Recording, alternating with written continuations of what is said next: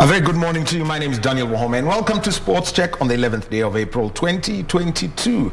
We'll be having conversations around sport and focusing on two things. One, rugby development and also the aspirations of Peris Mukoko, and also the case of teams selected and some of the state of athletics in Kenya. Today we'll be having a conversation with athletics writer John Vaslind, and this is after the selection of the marathon teams for the Commonwealth Games and the World Championships, the club games taking place in Birmingham and the World Championships taking place in Oregon in the United States. Plus also, scourge of doping. Last week, we had 3 Kenyans facing sanctions from the AIU, one a repeat offender. And what's the whole scenario around it? Because Athletics Kenya can only do so much, the Anti-Doping Agency of Kenya can only do so much. And then at the end of it all, what do the athletes and the athlete support personnel need to do? And also Asbel Kiprop is making a return to the track after being out for 4 years. So that's the second conversation we shall be having around sport. Now, time for us to get into our first conversation on Sports Check, and we're going to talk about rugby. It's been a busy rugby weekend for our national teams. Chipu winning against Uganda 54-20. The Kenya Simbas not having a baptism of fire at the Currie Cup First Division. They played against the Volca Falcons. They lost in that game. The quality in South Africa is quite high as they prepare for that. And also we had Kenya Sevens, where they finished in joint 10th in Singapore, so 11th actually at the Singapore Sevens as they head now to Vancouver. But the question is, how do you keep churning out players such that you can have 3 national assignments and ensure that it works well, and not just on the technical side but on the administrative and player welfare side? To do that, we've got a rugby referee and educator, Peris Mukoko. Peris, welcome. Thank you very much, Wahome. And for Peris, she's got a very interesting story about how she got into the sport of rugby. Just start by that. So I got involved in the sport when I was still in high school, doing my international baccalaureate at St. Mary's School. Of course, that's when it was known as the Saints. So picked it up from there. We were a group of girls who from there transitioned into the national team as we were training for the Safari Sevens and then for Elgon Cup. That's the first time when we'd have the Elgon Cup ladies playing against Uganda. So my journey started off as a player, played for the national team up to 2008 and switched off roles into officiating because we'd only have 2 fixtures of international assignment from the current, which has actually grown. And the only way to keep abreast with the sport was to take up officiating. It was a good break because now my father was relieved that the injuries had reduced in the house, and it was also a good way to see how best to progress. So in officiating from 2008 to date, I was lucky enough to sit for also an educator course in 2014. The same year we had the first Women Confederation of Africa, which is now known as Rugby Africa, Women Sevens that took place in Machakos. At that time I was playing different roles because I was both the tournament manager, referee, logistics liaison, and working with a small team. So from there, in 2014 I also got my educator license through, of course, sitting for the course as the requirements for the accreditation process. And from Machakos, I was privileged enough to go in for a month-long training camp at Stellenbosch, Marty's Rugby Referee Academy. That is where you live the professional life of a rugby referee. After a month there, was privileged to go to KwaZulu-Natal, the home of course, now the Springbok captain, Siya Kolisi. And after that, was able to transition in for the first women HSBC series, which had gotten rebranded from International Rugby to World Rugby. And I was serving as an assistant referee. It's been an interesting journey because that's when I look back and see that's when it had actually taken off. From there, I've been privileged also to work with Rugby Africa through the various tournaments, the men's Gold Cup, the women's series as well, and also the women's qualifiers. I switched off from international assignment, which I'm still actively involved, but in a different capacity. And I'm also serving as a Rugby Africa referee committee member for Rugby Africa. Well, quite a journey. And the first thing is, when you took up officiating, what was that process that you had to go through before you were given assignments at the various levels in the Kenya Rugby Union championships, and also being assigned continental work? So the first step, I remember, for us even playing as leaders in the St. Mary's School, the requirement by the head coach at that time was that you have to do a level 1 course. You cannot play a sport if you do not understand the laws that govern it. So step 1 was to do the level 1 officiating course. That was in high school? That was in high school. And from there, that's how we now started serving. Who was the coach then? At that time, it was Mr. Paul Odera, who's now the Simba's head coach. And also John Kagagi, who's currently in New Zealand in a different capacity, was also the facilitator for the rugby course. After that, now that's how you actually begin, because for you to do that, you have to do a level 1 course, introduction into officiating, which from there you are able to at least understand the laws of the game, what basically governs the player welfare, understanding safety, what entails if it's a ground, and also picking up from there. After that, I did my level 2 course, which was a 2-day course that was run by Samuel Kariuki, an educator, and also Godwin Karuga.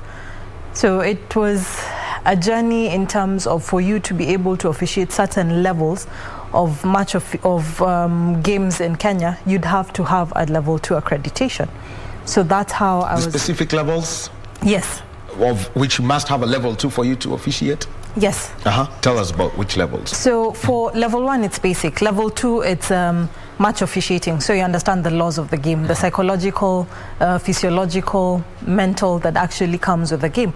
You also have to understand the laws that govern it. There are 22 laws of the game, but you have to understand what the different laws govern when it comes to foul play, how you're able to ensure and mitigate when it comes to the line out, the breakdowns.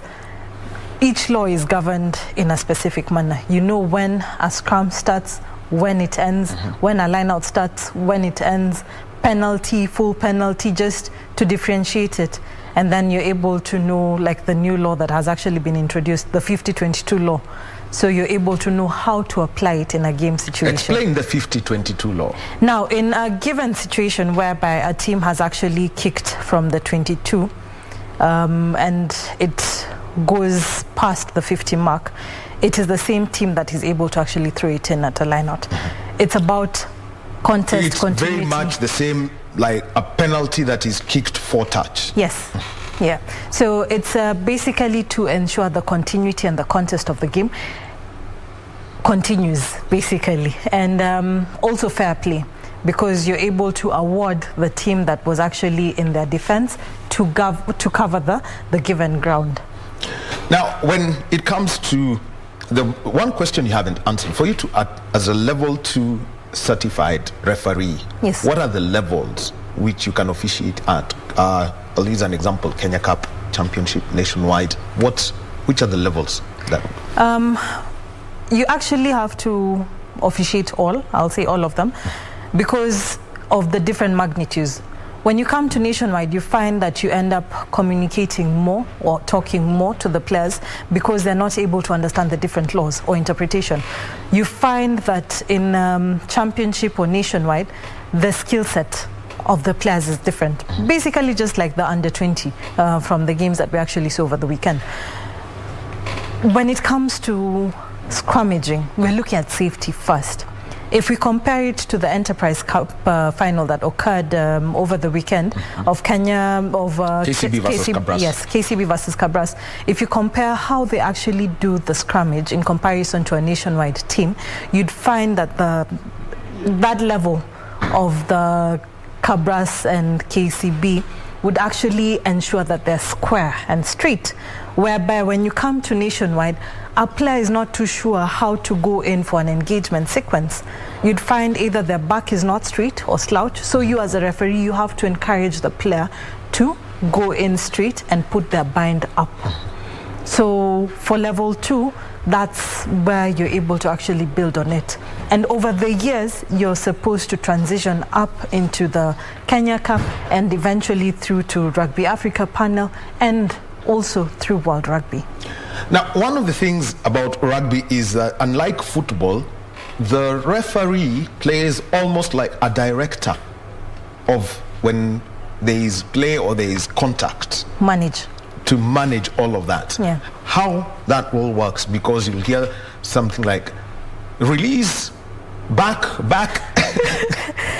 No, I think most of us have been watching a lot of commentating when it comes to the rugby, but in terms of management, the role of the referee is simply to ensure that they're governing the structure. They're simply there to manage and ensure that the laws that govern the sport are adhered to. So you'd find the referee would actually call like when it's a scrum, as an example, it should be crouch. So goes through the checklist. Of course, there are 3 things to look out for, and also 3 things that the team is expected to do. Straight backs, go down, safety ensure at least they're not more than a meter apart. Yes. Then the next sequence would be bind. So you ensure that you have ear to ear for the front rows, and everyone is actually now on the crouch position. And then set. That's when they go in for the engagement. As a referee, when the scrum is occurring, you're looking at the fair contest and continuity of play. When you're looking at fair contest, it's the ball has to go in through the tunnel. The hookers then compete to see who will actually get the ball, and then it is either channeled through to the 8th man, and then it goes and travels to the line. So that is basically what you're there as a referee, to ensure that the contest is there, the scrum, and the play of getting the ball all through to the 8th man and to the back line. Now, I also want to come into the kind of respect that referees have to be given in rugby. It's an intense sport, it's physical, at times the players, get to pull each other. But I think last month, there was, an incident that is not usual, where 3 players went and assaulted a young referee, Kenya, and they were sanctioned. I think one player will not, it's 6 years out for him, basically career done, another one 5.5, and the third party 3 years. How then do you pass this message to keep, the fire in their, let them just keep the fire away from themselves, such that the integrity of the game stays? That was an unfortunate incident, and of course we also have to respect what the judicial process was there for when it comes to such an incident. It's basically governed by the World Rugby regulations, and when you look at the World Rugby regulations, it looks at the core values, discipline. It's a sport for all. So of course that went against the spirit of the game. We also have to understand, even as coaches, when you're having a conversation with the players have to understand the different roles that they're playing. The minute when you're not able to have a dialogue and you turn into your fists, that means that you no longer have room for a conversation, or you no longer have room for growth. However, we also have to look at the spirit of the game.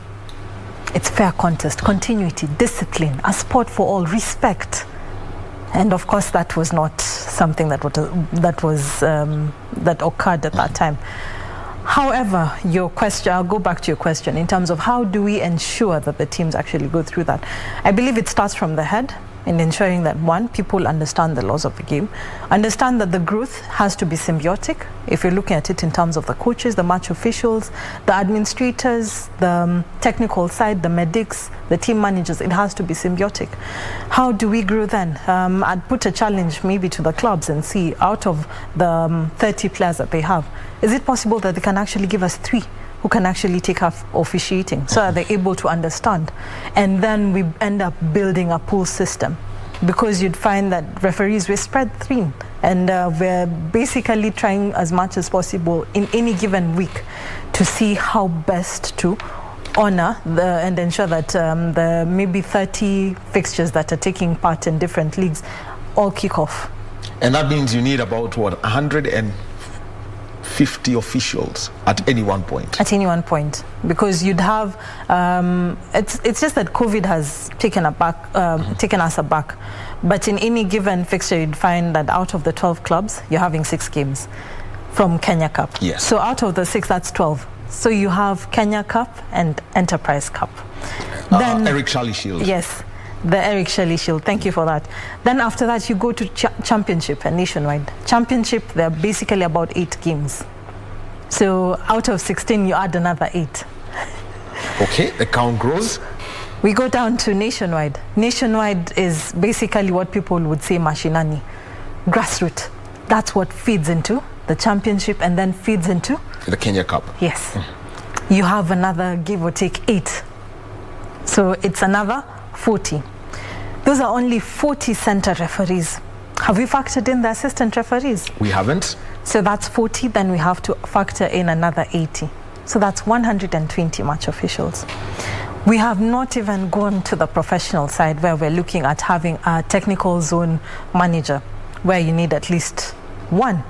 Yeah. So that's another 160 if you look at all of them. Then we have the sub-controllers who come as 2. So you add another 80 to that. Okay. Then we go to the coach or the performance reviewers.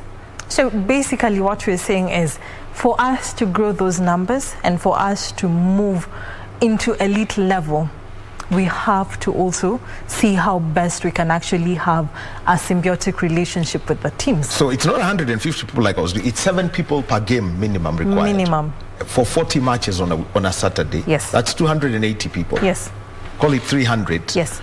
The question then is, which now comes to your role as an educator, then what are you doing to ensure that there is a growing number of referees in the country?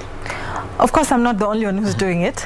We work under the training and education branch that falls under the Kenya Rugby Union for development. We have different courses. And I'll also challenge you, Wahome, to take up a level 1 officiating and even a level 1 coaching so that you're able to understand what the game entails. Courses are run in different regions, and of course we have educators who are spread across the region. And it's through those courses that we call upon, one, we start with the club because those are setups that are already established. Can they at least give at least 3? And then from there we're able to build. Yes. So if we have at least 3 officials from give or take at least maybe the 48 clubs, it's easy for us to grow the numbers as well. So my role, of course, I'm still actively involved, and the reason why I even took up the Educator course is to get more women involved in the sport. Women's rugby is growing. Yes. And case in point, when you look at it in terms of women's rugby growing, we are looking at the Lionesses who are preparing for the qualifiers, the Commonwealth qualifiers, and even the Sevens World Cup qualifiers that will be taking place end of this month in Tunis. So it's a matter of getting more women involved in the sport and also more young and upcoming men also involved in the sport as referees. The other one is assessment. Yes. What's the referee assessment process? The assessment process, I'll walk you through it. The first one, of course, you must have done a level 2. You can only get assessed after you've done the level 2 course.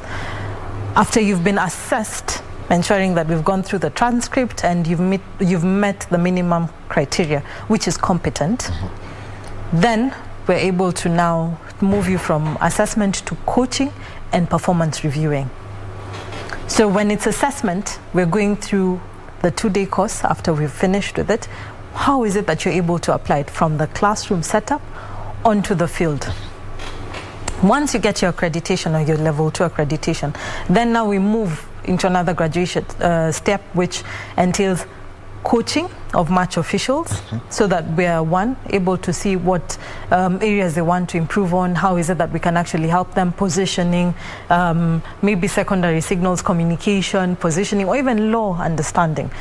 And then now we move into performance review. Now when you're doing the review, you're basically going through the games or the clips to understand, one, were there areas that maybe the referee missed out on? And how is it that now we are able to actually have that dialogue? I'll use a practical example over the weekend because we've got the Batters Cup happening, and this is until Sunday when the final is played on Easter Sunday. Yes. Is yesterday, Rugby Africa is having a whole, whole load of work around not just, ensuring the tournament happens, but education happens. And I'll use a close game: Zimbabwe versus Namibia. Yes, it was a 1-point game. Yes. At the under-20 level. How challenging can that be for a referee? Its scores speak for themselves when it's like that. The good thing about rugby is you can tell when a game is tight. Yeah, the good thing about us as referees is that we referee what we see, and we call what we see. If you never saw it, it never happened. And a close point game like that goes to show, one, the level of the skills that the under-20s have, and basically that's what they bring to the table. When you look at it in terms of coaching perspective as a referee, of course we are currently having a Rugby Africa referee camp, and we must extend the gratitude through the leadership of Mudiwa Mudawarara, who is the Rugby Africa referee manager, who has been able to bring also Eugene De Villiers from Saru, and also Alain Roland, World Rugby accredited international referee, and also a consultant, to see how best we're able to tweak and ensure that the referees of the Rugby Africa panel understand what it takes to become an elite referee. So those are the things that we're actually going through.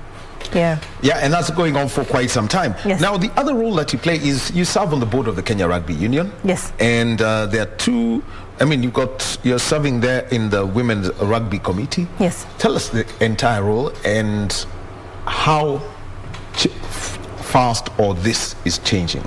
I serve at the board as a co-opted member, and having gotten co-opted, my first docket that I got co-opted in was the fixtures and competitions, and then from there now serving also in the women's docket.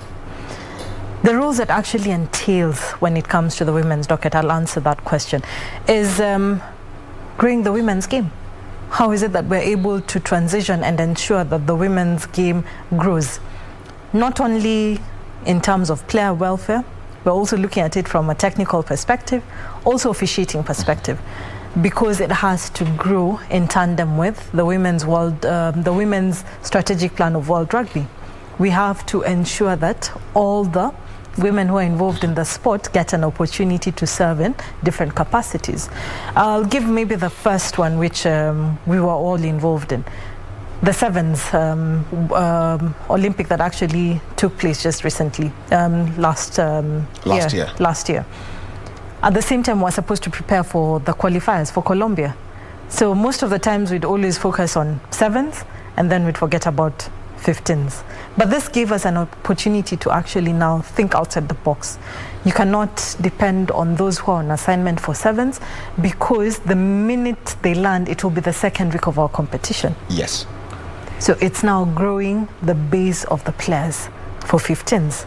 And then having an interactive session with the technical bench to understand what are the goals that we need to set out. How is it that we can actually get more women involved in the sport? There's some of the women who said maybe because of certain responsibilities, they want to transition into coaches. Case in point, Philadelphia Orlando, who's now the head coach of United Arab Emirates women's team. So that's a good example, because she's transitioned as a former captain, two-time Olympian, has now transitioned to see how she can actually serve and grow, not only outside Africa, but in the Middle East. In the Middle East. Then we have others who've actually taken up roles to go into semi-professional rugby. So you have the likes of Janet Okello, who signed with Japan, and you also have Stacey in Spain, and now you also have Bernadette Olesia, who's in South Africa. So when you look at it in terms of just having made a decision in less than 3 months and the growth, it goes to show how much untapped opportunity there is in women's rugby. And now, what about taking it now down to schools? At the moment, we know that the school games will be back next term. That's where you get to enjoy, people who play, full with their hearts and for fun. Yes. What's the plan to get it deep and into schools before, then before they enter now the women's, the clubs that have got women's rugby and play in the Women's Kenya Cup? Of course, it's not an easy task because you have to follow due process, and there are policies in place you have to respect. When it comes to the Ministry of Education, you have to respect that policy. You also have to respect when it comes to the policy under the Ministry of Sports. So it's a matter of how can we get them working in tandem to ensure that the introduction of women's rugby is introduced at primary level as an example, and also at secondary schools. Of course, rugby is part and parcel of most of the men's teams or the boys' the boys' schools. Those ones are well taken care of. It goes without saying. So we need to also build in terms of the training. You'd like a woman to go in, even as a principal, you'd like, if it's a coaching in terms of rugby, you'd prefer if it's another woman who's coming to actually coach the girls. So it's also building that base in terms of getting that. Of course, there's some private schools which have actually embraced that idea, but now we want to see how other schools out of the setup can actually build onto it. There's some, I think once schools close, they're able to come in for mini rugby or just the communities that actually built around it to play a bit of rugby. So it's discussions are ongoing, and I'm hoping that it will be fruitful maybe before the next World Cup.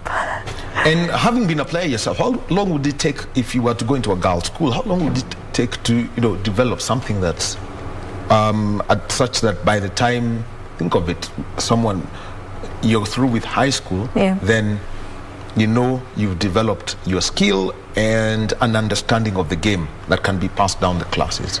I'd say, I think as women we have an advantage because we tend to absorb and always want to perfect whatever skill that we've been given. It's basically psychological. I'll give an example. You'd find like the men's teams, and I know some of them are actually watching. Whatever the coach does, be it from Monday to Friday in preparation for a game on Saturday, when they go on the pitch and the coach is not amused about how they're playing, they all come up in a huddle and the men say, "My guys, tuachane na kenye coach amesema, sisi ndo tunajua. We're the ones who know. Let us do what it is that we think is best." So you'd find for the men, they psych themselves up. But for myself, having been a former player, it was always in terms of we have been told this is how we need to set up. Because we're basically good in taking instructions. And it would be, no, that's not what the coach has said. This is what we need to do.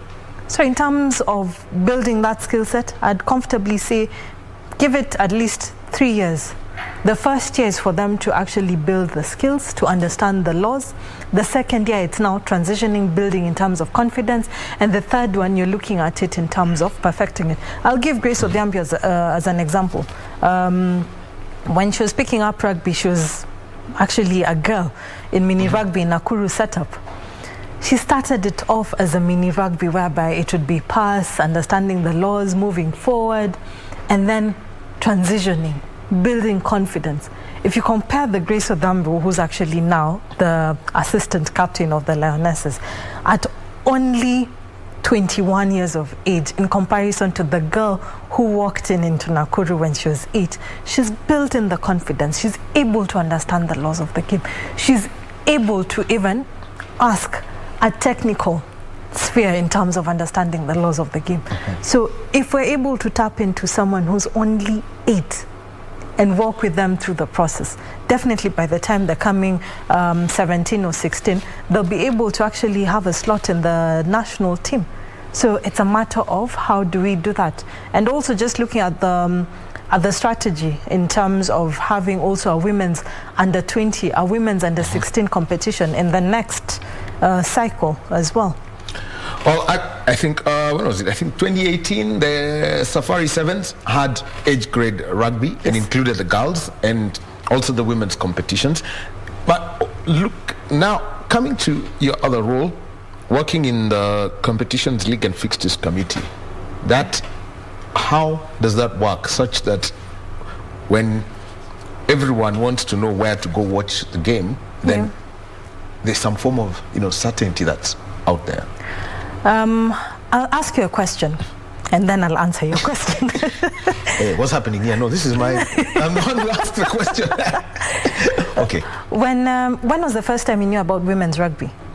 For me? Yes. 10, 12 years back. 12 years back. I think 12. I think the late Aberdeen was playing then. Yes.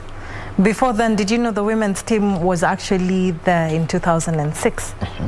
Not many people knew. It would only be when there's a national assignment that we'd know. From the top of your head, how many women's rugby clubs are there? In Kenya, I would count 8. 8. You're well informed. For someone else, they wouldn't know.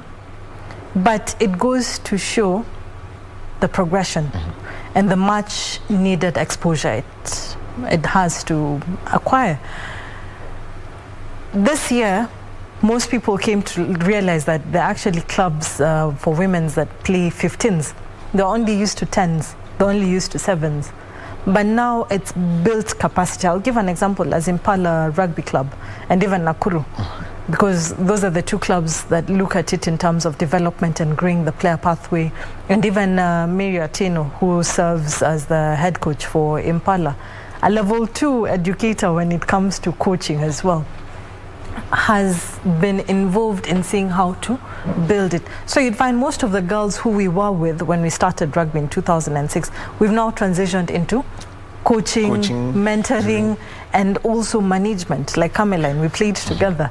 So it goes to show how we're building onto it. And when it comes to the question you've asked, how is it that we're building it in the fixtures and competitions? It's getting the much needed support. Recently we had the first ever Women's Kenya Cup final that was won by my former club, Mwamba. And if you look at just the skill set that it has built in under 4 weeks, it goes to show that if that has been achieved in under 4 weeks, what can we achieve if we decide to put aside 4 months? So from there, it's one, ensuring that the fixtures are honored, ensuring that the teams are able to get the necessary support when it comes to training, and also build on it, because it's through the clubs that they're able to feed into the national teams, ensuring that the pathways are there and set in line. Now, at the moment, I mean, serving on the board of the Kenya Rugby Union at the moment, we know there was supposed to have been an election some couple of weeks back. Now the sports registrar has decided this is the pathway that's going to be taken. But you have an interest in going for the vice chair's position. Yes. And this is at KRU. Your decision now to go for that slot, moving from being a co-opted member. Your question is why I've taken that decision. Yes, it's a challenge, not a decision. You actually decided to take the challenge and go for that seat. Yes. Kenya Rugby has been in existence for 52 years. Out of those 52 years, Wahome, we've never had a woman in the exco. The women's game is growing. It's 17 years now. There has always been co-option. For you, for Paula Lanko, that has been the case. Co-option. Yes. So my role is, if the women's game is growing, then also myself, I'm leading from the front and giving them the courage to show how we can actually transform rugby. Not only by just playing, but also taking up different roles administration-wise. From the vice chair position, ensuring that when the women are actually playing in Tunis for the qualifiers, when they're going and taking up different roles, we're able to actually lead from the front. It's not only a matter of just sitting back, and I must admit, the women's team is actually higher ranked in comparison to the Simbas, and they will be actually the first team to take us for a World Cup. So how is it that we have so much ambition for the women's team, but yet we do not have so much ambition when it comes to the vice chair position as a woman. When it comes to leadership, what is it that we're saying? What message are we putting across? If you're looking at it, if you're looking at it in terms of encouraging other girls to take up sport, when you're telling them rugby, they only think about playing. There are different facets they can be involved in: match officiating, coaching, even as a board member, even as an administrator, they can be involved. They're sports journalists. That's how they're involved. So it's a matter of being the hope and being the beacon to all the other young girls who are looking up for this sport. And the courage to transform rugby is your slogan. Yes. You know, when people are told, if you go into any building in the country today, there is always a mission statement, the vision and the mission put out there. Yeah. Tell us about this, your mission. This is your mission. This is mine. The reason why I said it's the courage to transform rugby. The first thing is when someone asks or hears that Peris Mukoko is going for a vice chair position, it would be, why? But it's a matter of using that courage to transform rugby through 4 pillars that I've been able to put across with the people who are actually involved in the sport, having been part and parcel of the sport as well. It's not only for me to ensure that it adheres to it, but it's working towards that tenure, the first 4 years, to ensure that there's a player pathway development. Start with that, player pathway development. So player pathway development, we're not only just looking at it in terms of how are we going to just play rugby. We're looking at it from transitioning from what we see here to elite level. Case in point, Currie Cup, where the Simbas are actually getting that exposure, the much needed exposure. Not only for the men's 15s or even the 7s men's, but also for the women's. Ensuring that player pathway development is there, such that if you pick up a ball and you're based in Wajir, for example, what is the next sphere? Where are you going to actually grow? How are you going to develop? And it's a matter of ensuring that it's equitably spread across. We have 4 men's national team: Simbas, Chipu, the 7s, and no, those are 3. Those are 3. Then we have the women's. The women's team is just... It's one. That where you've got to double play across 15s and 7s. Yes. And yes, the men's we have? There are 3 of them. So how is it that we can actually ensure... Actually, you can call them 4 because 7s will be playing in Uganda, and the team that's in Vancouver... Will still, yeah. We'll have to be going through the mandatory rest and recovery. Yes. So it's a matter of how is it that we can ensure the player pathway development cuts across both men and women.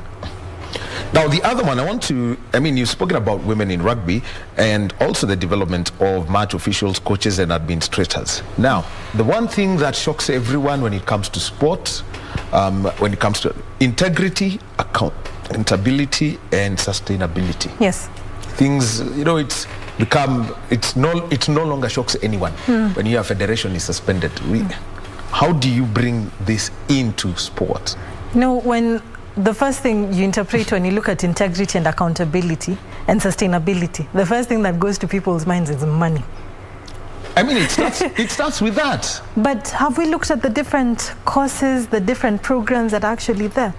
We also have to ensure a form of integrity when we're delivering them. There has to be sustainability and accountability. If we're running a course for women, it has to be for women. If we're running a course for journalists, it has to be for journalists.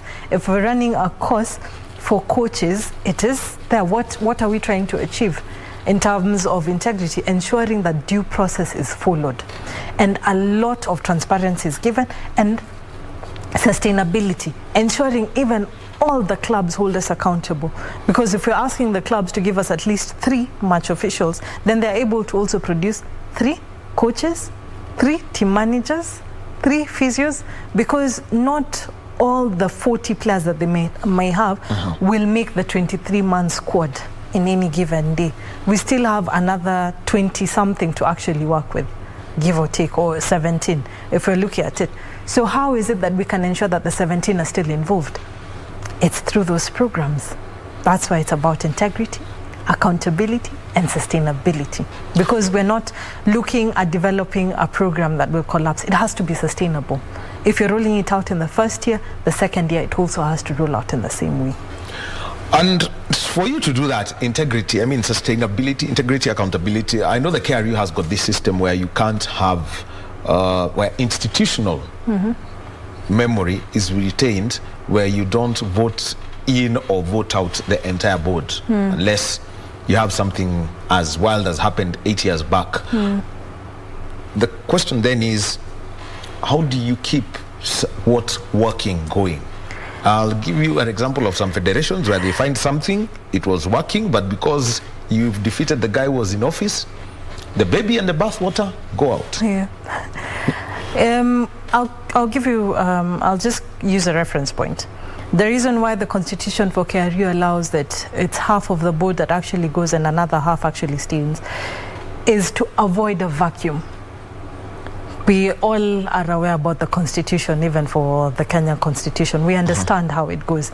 But in order to ensure that the games are still ensuring that they're kicking off, and I'll use from the AGM that was supposed to take place. Of course, Kenya Rugby Union has complied with the Sports Act. It's the delegates that need to comply.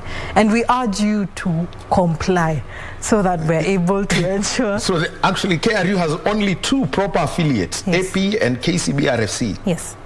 So as for the rest, they've been given 2 months by the sports registrar. That's communication we got. It's very clear and precise, because it is the law, and the law has to be followed, and it has to be adhered to. So to avoid a vacuum in such a case, we find that for everything, or even the programs to continue, like Bathurst Cup, we still have a functioning board, which a functioning board constitutes of 5 members. So that is what we have adhered to. Your second question was?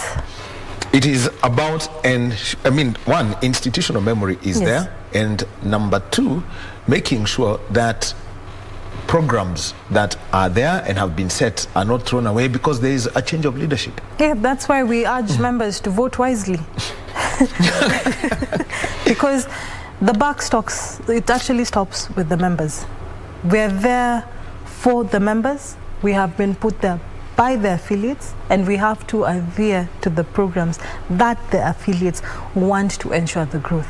We can't be there without them, and it's a symbiotic relationship because they've put us up there, and the work of any board is to ensure strategy and policies are adhered to. So if it's strategy and policy, that ensures that we do not interfere with operations, and I think that's where the issue is. Pulling in money.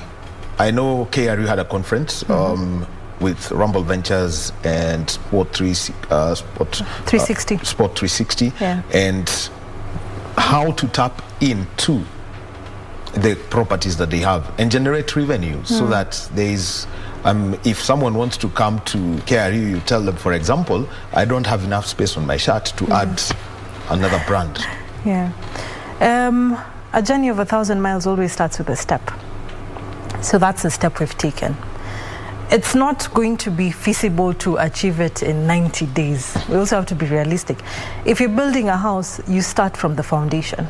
So that's a foundation that we've layered, and that's a foundation that is being driven by the able chairman, Mr. Jeff Gangler, and ensuring that we are able to offer that support.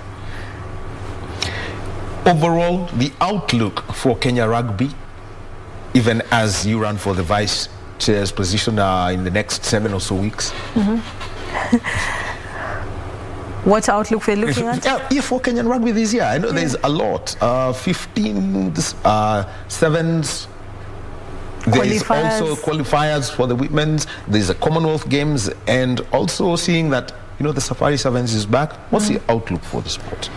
One, ensuring that we grow the numbers, and we also give an opportunity for people to grow in terms of what they can actually achieve as players, as coaches, as officials, and even as the board. We're ensuring that The rugby calendar is followed. We have, of course, the men's qualifiers. They also have the HSBC series. And then we also have the women's competitions, the Commonwealth qualifiers and even the World Sevens qualifiers, ensuring that it has that momentum. If a wheel is moving, then that means that there's progress, so that when we reflect come next year, we'll be able to look back what went well, what is it that didn't go well, what is it that we can do differently in terms of setting the strategy for the next year as well. You're going to be involved in Tunisia, and that's for the Commonwealth. I mean, you have to look at it from the Commonwealth Games perspective, which is rather interesting, given that if you have Morocco playing, they are not Commonwealth eligible, but they are World Cup eligible. What's the qualification criteria that's going to be used at that level? For Commonwealth, of course, it's one. They must have been. They must have been British colonies, yes, or affiliated to the British. So that's the first step. That's basically the first step in terms of ensuring that. If an example, maybe Tunisia wins and maybe Kenya or vice versa, then automatically Kenya, being a former British colony, automatically qualifies. So all the best to the girls. And also for the men's. So for them, as they prepare for the qualifiers, it's basically the same. Actually, the men's team is qualified. Yes. So it's basically the same thread that actually leads into that. So in terms of involvement, it would be one, to build and continue supporting the women who are actually involved in the sport as Rugby Africa referees, and ensuring that they're able to grow into the next level. We've got the sevens in Uganda. I know that's after the Baptist Cup. That's another assignment for you. Tell us about that. My role will be as a referee coach, ensuring that I work with the panel and get them to the next level. The next level is one, based on their set goals that they actually shared with us at the beginning of the year. Whether we've been able to tick the boxes, where is it that we can actually lead them through? How is it that we can actually offer them support? Remember, the Rugby Africa referee panel is made up of different capable match officials from 16, who are 16 of them. And out of the 16, we have 5 women. So we have from the different countries. But we do not necessarily say that they're from different countries, because once they come on board, they cease to be representation of the country, but they now take up the role. Africa becomes a country. Yes. So they represent Africa as a whole. They represent the hopes and dreams of all the aspiring referees in different countries to get to that level. It's also a pathway through that they're able to get to World Rugby. I'll give a good example. Precious Pazani from Zimbabwe recently came back from Europe for the Women's Six Nations and for the Under 20 Six Nations as an assistant referee. Something that has actually made history. We've never had, honestly, someone from the Rugby Africa panel to get to that point. So it's for us to continue working in tandem and, of course, ensure that we're able to get them to the next level. All right. Yes, thank you very much, Peris. Mukoko, we hope to see the best. And by the way, Wednesday, also wishing our national team the best. It's going to be a crunch match.